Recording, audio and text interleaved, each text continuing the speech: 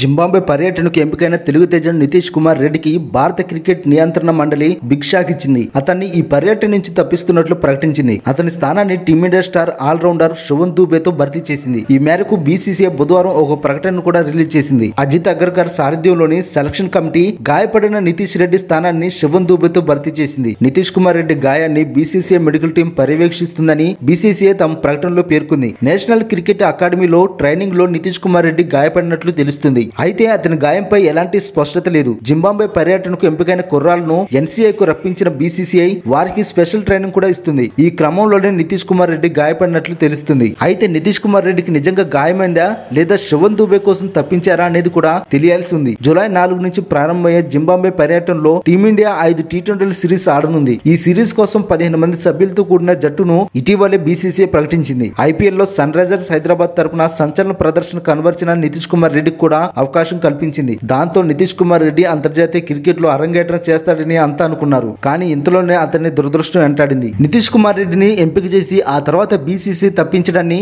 మీరు ఏమనుకుంటున్నారో comment box లో తెలియజేయండి.